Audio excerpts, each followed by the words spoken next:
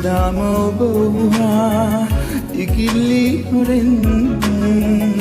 මට මාද නැති වුණා සද්දයි හෙමින් ඉවසයිද මන්දා මාදුන් විදුම්